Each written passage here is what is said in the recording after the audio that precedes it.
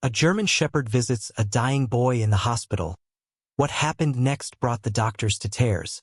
In a quiet hospital room, dimly lit by the soft pulse of machines, a tiny body lies still beneath sterile white sheets.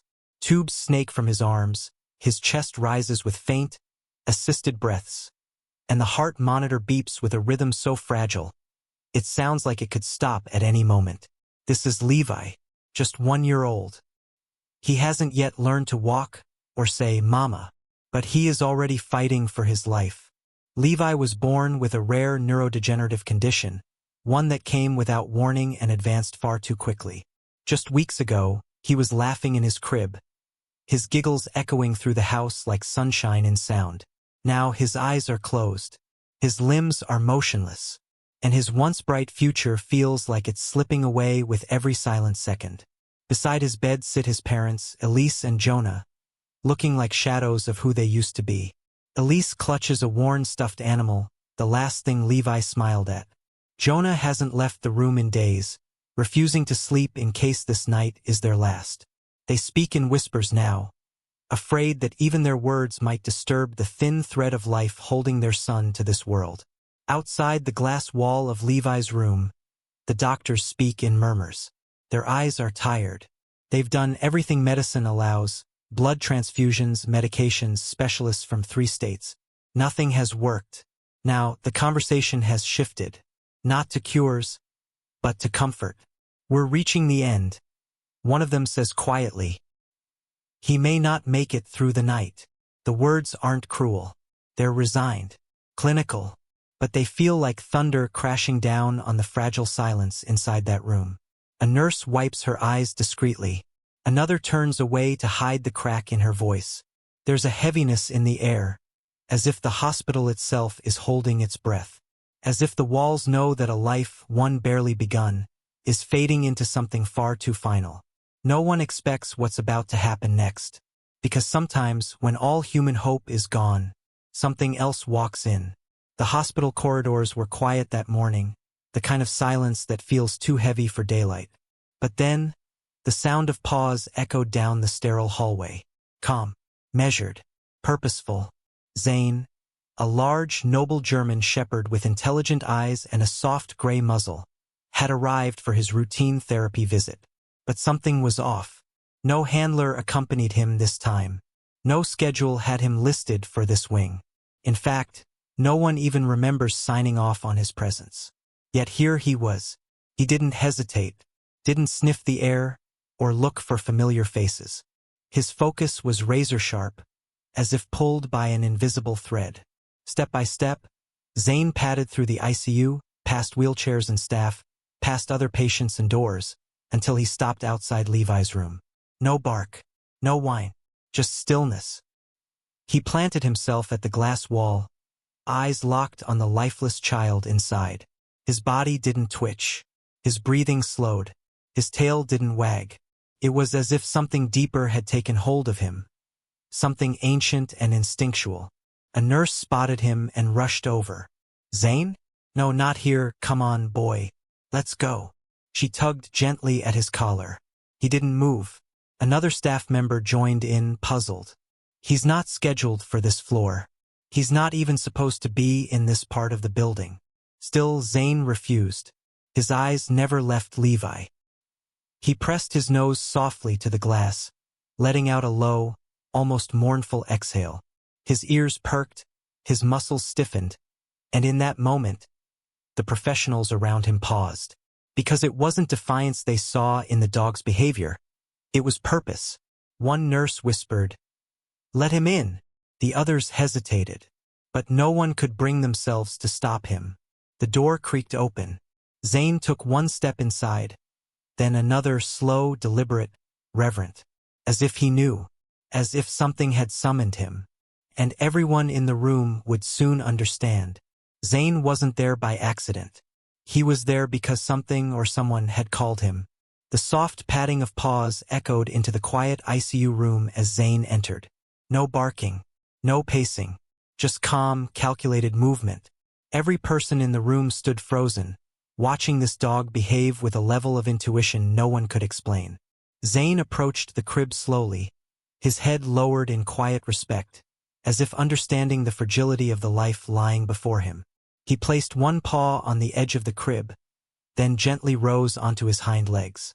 With extraordinary care, he laid his head down on the mattress, just inches from Levi's still, pale face. He didn't lick. He didn't move. He simply stayed, his body warm, his breath steady, his presence unwavering. And then, a sound no one expected. A low, soulful whimper from deep inside Dane's chest. It wasn't just sadness. It was sorrow. A cry from something ancient, something almost human. The room fell utterly silent. You could hear the air conditioning hum, the soft click of an IV drip, the hushed breath of every person holding back tears. Nurses had seen death. They had seen families break. But they had never seen a dog mourn like this, not for a child he'd never met. And just as the silence reached its deepest note, something changed. The steady beep of the heart monitor suddenly jumped. One nurse gasped. Another dropped her clipboard. Zane remained completely still, as if guarding the moment. Then the tiniest twitch. Levi's fingers curled slightly, like a reflex, but more intentional. His eyelids fluttered. The ventilator hissed a breath. And then, miraculously, a soft, breathy sound escaped from the baby's lips. Tiny cry, faint, but real. The senior nurse stumbled forward, staring at the monitor. "No, that's not possible," she whispered. "He hasn't moved in days." Another nurse wiped her tears, too shocked to speak.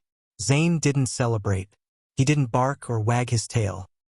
He simply lowered himself to the floor beside the crib, as if he'd done exactly what he was meant to, as if he already knew Levi had just chosen to stay. In that room, medicine had failed. Logic had stopped offering answers. But what happened in that moment defied every expectation, and reignited a hope that had been pronounced dead. And it all began with the touch of a dog's heart. The heartbeat monitor echoed through the ICU like church bells, steady and strong now. A sound that just minutes ago had seemed impossible.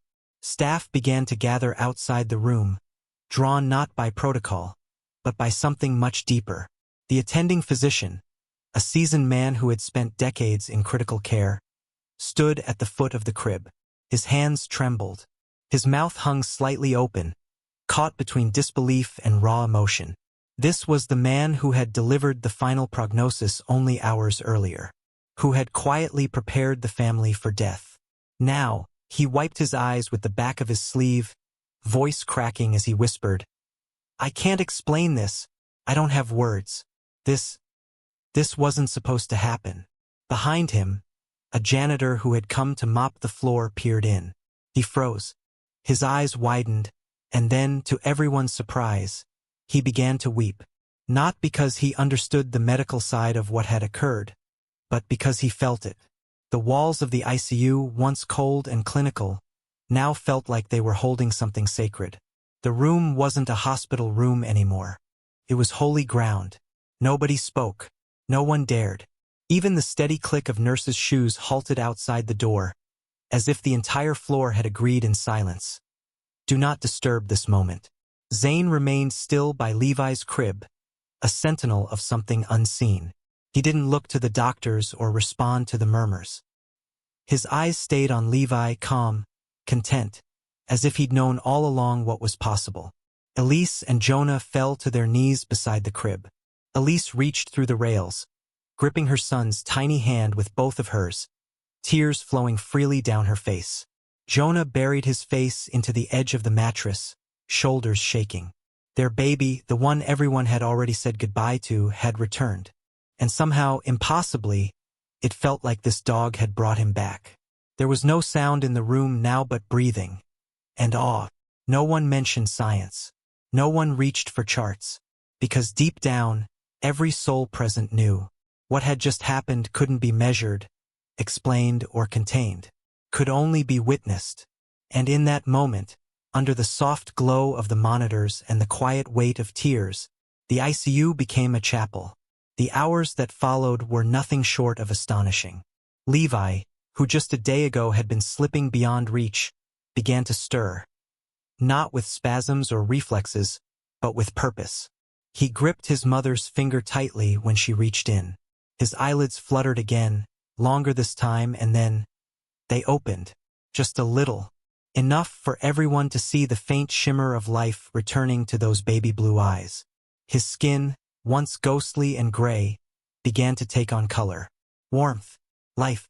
His breathing steadied without full ventilator support. His body, once cold and motionless, responded to touch, to voices, and more surprisingly, to the soft presence of the dog beside him. Doctors ran test after test, expecting to find irregularities or last-minute spikes of pain. But instead, they found the opposite: improvement.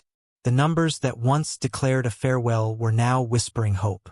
One young nurse whispered under her breath, "It's like his body changed its mind." And in the quiet chaos of recovery, not a single person could deny. Something beyond medicine was at work here. Through it all, Zane never budged. No command, no leash, no coaxing could move him from Levi's side. He lay curled at the base of the crib during the day, his ears twitching only when Levi stirred. At night, he kept a silent vigil, head resting on his paws, golden eyes watching the baby breathe. He wasn't playful. He didn't seek attention. He had become something else entirely. A protector, a guardian, presence. Doctors began to notice something uncanny. Levi responded most when Zane was near. When Zane rested his head on the mattress, Levi's heart rate calmed. When Zane leaned in, Levi turned toward him. Even his mother said, "He looks for him," as if they already knew each other. Some staff called it instinct. Others said therapy dogs had done miracles before. But none of them had seen a case like this. A dog that had not only entered unassigned, but had become the sole tether for a child on the edge of death. And Zane, this mysterious, unshakable German shepherd, refused to leave. Because something in him knew his job wasn't done yet. Whispers began to echo through the sterile white corridors of the hospital. Not in panic, but in awe. The miracle of Levi's recovery had shaken the staff to their core. Not just because it was unexpected, but because of how it happened. In break rooms and empty hallways, nurses exchanged glances and softly murmured, that dog saved the baby's life." They tried, at first, to frame it in clinical terms. They pored over Levi's charts, rechecked his vitals, reanalyzed his latest scans. Perhaps they'd missed something? Maybe his condition had plateaued and they had been too despairing to notice? Was it a misdiagnosis? A fluke? But nothing added up. The improvement hadn't been gradual. It hadn't followed any treatment change. There was no intervention. Just Zane. One pediatrician, a brilliant man known for his strict scientific skepticism, finally said aloud during a staff huddle, "There is no data for what we saw. This doesn't fit in any textbook." And yet, it happened. For many of the staff, especially those who had seen too many young lives slip away, this moment cracked something open inside them. A hardened nurse who had worked in pediatric intensive care for 30 years quietly crossed herself for the first time in decades. Another whispered to a friend, "I stopped believing in anything bigger than medicine. But now I don't know." Some dismissed it as coincidence. Others clung to it as divine intervention. But all of them felt it. Something greater had moved through that room, through that baby, through that dog. It was no longer just a medical story. It was a spiritual one. And whether they called it fate, faith, or the unseen, the one thing no one doubted anymore was that Zane had been sent. Not assigned. Not scheduled. Sent. It was early morning.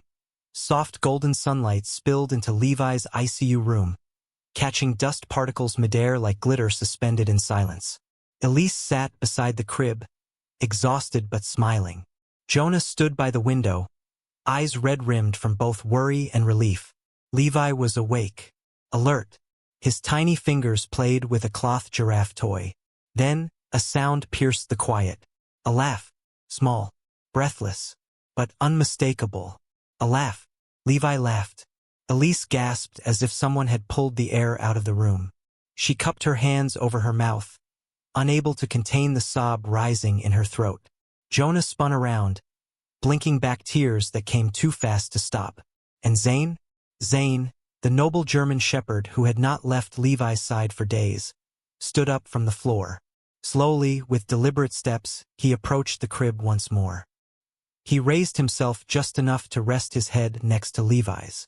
The baby reached out, not with the sluggishness of recovery, but with the curiosity of life, and touched Zane's face. And that's when Zane did something no one expected. He licked Levi's cheek, once softly, and let out a long, low breath, not of fatigue, not of sadness, of release. It was the sigh of a soul that had carried a burden and was now setting it down. In that breath was something ancient, something sacred, as if Zane had known all along why he had come.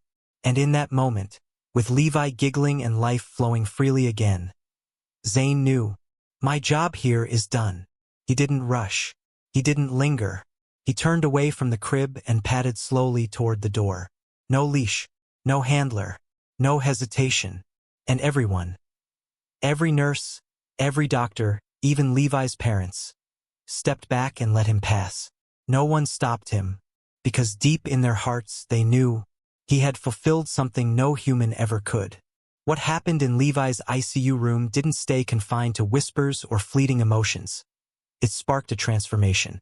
In the weeks that followed, the hospital's ethics board convened an emergency meeting. The question on the table wasn't whether Zane had saved Levi's life. They had all come to accept that in one way or another, he had. The real question was, why had no one thought of this sooner? Therapy dogs had always been allowed in controlled, scheduled ways, visiting elderly patients, calming anxious children before surgery, offering support during long chemo sessions. But never in the critical care wing. Never in moments hovering on the thin line between life and death. That changed. New protocols were written, approved, and enacted. Going forward, therapy animals could be requested, and even recommended for end-of-life or critical stage patients where emotional distress played a role in medical decline. Doctors who once scoffed at emotional medicine began reconsidering their stance. Not because they abandoned science, but because they witnessed the moment science met soul. One senior physician, previously infamous for his stoic demeanor, now opens every new resident orientation with the same words. Don't forget that healing doesn't always come from a pill, a surgery, or a chart. Sometimes, it walks in on 4 legs, uninvited, and changes everything. And in the NICU hallway near room 14 where it all happened hangs a small bronze plaque. At its center, Zane's paw print. Below it, engraved in delicate script, in memory of a dog who reminded us what medicine often forgets, that love is a powerful kind of cure. Time passed as it always does. Seasons changed. The hospital moved on. But some stories, some bonds only grow stronger. Levi lived. Not just lived, he thrived. His body, once frail and motionless, became full of laughter, energy, and light. He learned to walk, to talk, to sing. And through every first step, every scraped knee, every sleepy bedtime, Zane was there. Older now, slower, his snout graying, his pace more careful. But his loyalty never faltered. He remained Levi's shadow, his protector, his playmate, his silent guardian. One day, a photo was taken in the backyard of their home. Nothing posed, nothing forced, just a real moment. In it, a young boy, around 7 now, knelt down, wrapping his arms around the neck of a large German shepherd, who rested his head against the child's shoulder. 2 souls, 1 bond, and a miracle caught in a single frame. That photo found its way online, and it went viral. Not because it was staged, but because the caption beneath it, written by Levi's mother, told a story few could forget. He saved our baby when doctors said it was too late. Now he guards the life he gave back. Every single day, people around the world cried, shared, and commented. Not out of pity, but out of awe. Because somewhere in that picture, even strangers could feel it. That love can transcend species. That healing can arrive in fur and paws. That miracles are very much real. In a world full of machines, monitors, and medicine, it wasn't a drug, a diagnosis, or a doctor that changed Levi's fate. It was a silent creature, guided not by science, but by instinct, compassion, and something deeper we may never fully understand. Zane never spoke a word. Levi couldn't. But somehow, their souls met in the space between life and death. And in that silent conversation, something miraculous happened. He couldn't talk. He couldn't move. But his soul reached out. And the right soul answered. It wasn't just a hospital story. It wasn't just an animal story. It was a human story. A story of connection without language. A story that reminds us, love doesn't need words. It only needs presence, and courage, and an open heart. Have you ever witnessed an animal do something that couldn't be explained? Did a pet show up at just the right time?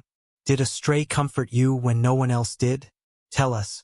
Your story might be the next reminder that miracles come in all shapes, sizes, and sometimes pause. Share your story in the comments. We read everyone. And if this story touched you, don't forget to subscribe for more powerful, real-life moments of healing, hope, and unexpected heroes. Because somewhere out there, the next Zane is already on his way.